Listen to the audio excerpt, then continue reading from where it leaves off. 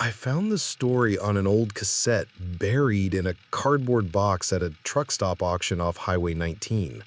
The label just said Freight 103. No name, no date, just those words scrawled in fading ink.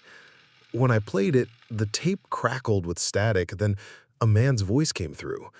Tired, shaking, like he hadn't slept in days. He said he was a long-haul driver. He said he was being followed. This is the recording, the last log of Freight 103. I was 2 hours into the run, hauling 40 tons of steel down Highway 19. The night was clear, air buzzing faintly in the cab, headlights stretching thin across the asphalt. Freight 103 was a midnight job, my least favorite, but I needed the miles. The hum of the engine usually lulled me into that steady, thoughtless rhythm. Tonight, though, something gnawed at the edge of it. At mile marker 12, I saw him, a man standing by the shoulder, thumb out, hood pulled low. Nothing strange, hitchhikers were part of the scenery on roads like this, but the way he held himself bothered me. Stiff, like he wasn't waiting for a ride so much as expecting me. I drove past without slowing. My company policy was strict. No riders, no exceptions. Still, when my mirrors caught his face under the hood, my gut twisted. He wasn't disappointed I didn't stop. He was smiling. Half an hour later, I rolled into a gas station outside Chandler's Bend. I stretched, shook the road out of my legs, and went in for coffee. The cashier barely looked up as I paid. When I came out, paper cup in hand, my stomach dropped. There he was, the hitchhiker, leaning against the far wall of the station, like he'd been there the whole time. Same hood, same smile. I froze. He didn't move toward me, didn't wave. Just watched.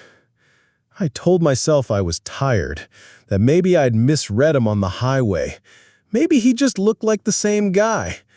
But as I climbed back into the cab, I could still feel his eyes cutting across the parking lot, sharp and deliberate. The engine rumbled. Headlights washed over him as I pulled out. He didn't flinch, didn't turn away, just grinned like he knew I'd be seeing him again.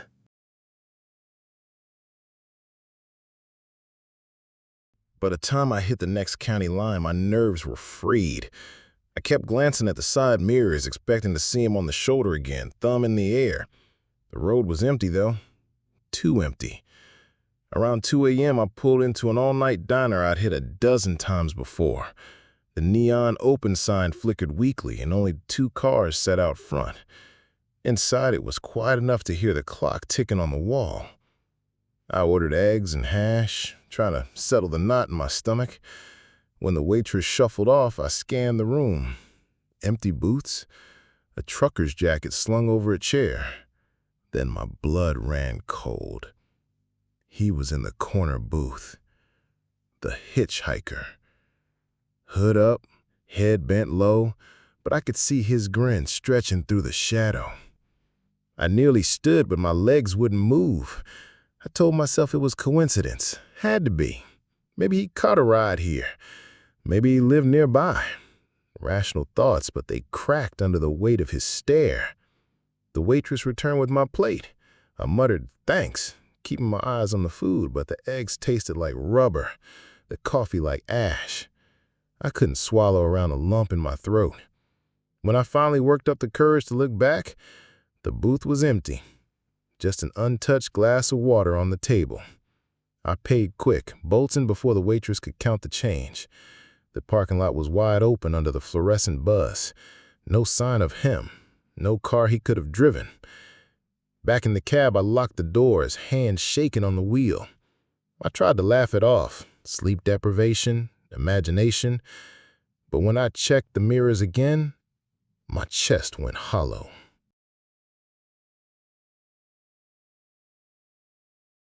The farther I drove, the more the road turned alien. Headlights caught every twisted shadow in the trees, every road sign warping into a shape I didn't trust.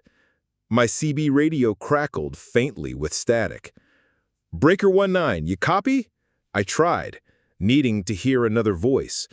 Nothing. Just the hiss, like someone breathing low and steady. 3 hours until dawn. I told myself I could make it. Keep moving, keep the wheels rolling. Don't give him a chance to catch up. But then the radio shifted. Bursts of static flattened into fragments of words. My name. I swore I heard my name. Josh. Drawn out, warped like it was underwater. My throat went dry. Nobody out here knew me by name. Nobody. At the next rest stop, I pulled in. Empty. Just a row of dead vending machines and a cracked bathroom building. I killed the engine and sat in silence. That's when I saw him. In the mirror. Standing at the edge of the lot. Hooded face, tilted just enough for me to see his teeth in the dark. I didn't get out. Didn't breathe. I turned the key, jammed the stick into gear, and rolled out so fast the trailer rocked. For the next 50 miles, he was in every reflection. Not just the mirror, the side window, the chrome on the wheel, even the dark glass of the speedometer. Always watching. Always smiling. The radio hissed again, louder, sharper, until it drowned out the engine. Then silence, and a knock on my cab door, while I was moving at 65.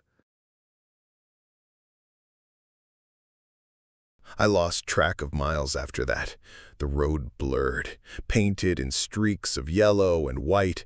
I just drove, heart slamming against my ribs. At 4 a.m., dispatch called. A woman's voice, sharp, annoyed. "Freight 103, you're drifting off route, report." I wanted to tell her, wanted to scream that someone was following me, that he was inside my mirrors, inside my head.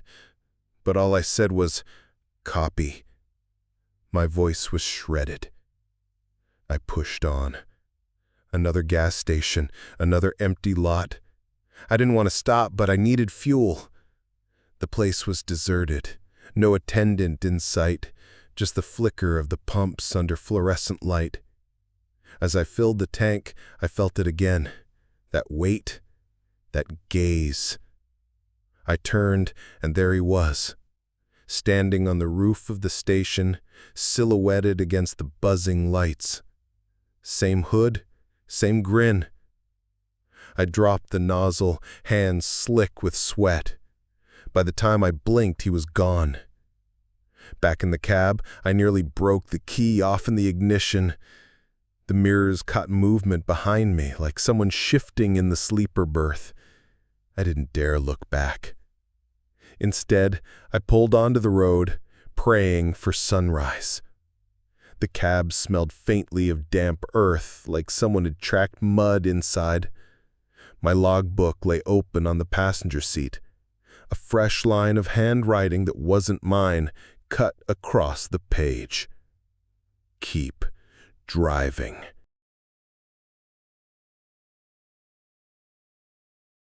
The horizon bled gray as dawn crept in. I thought daylight would burn him away, that this nightmare would peel back with the sun. But the light only made it worse. Every mile marker, every exit sign, he was there. Standing by the shoulder, hood drawn, thumb out, sometimes alone, sometimes in pairs, dozens of them. All smiling. I couldn't breathe, couldn't think, my hands locked on the wheel, sweat blinding my eyes. The radio spat my name again, over and over, like a chant. Josh, Josh, Josh. The CB meter jumped as though someone was transmitting from inside the cab. At the final way station before the city, I pulled in, desperate for human contact. The officer at the window leaned out, casual as ever. "Morning, driver. Freight number." My throat scraped raw. "Freight 103. His face tightened. He glanced at the clipboard, then back at me. "Well, that's not possible. Freight 103. That truck burned out last year. Driver never made it." I laughed, broken and thin. I wanted to argue, to insist that I was here, alive, breathing. But when I looked in the mirror, the hitchhiker stared back, hood low, smile wide.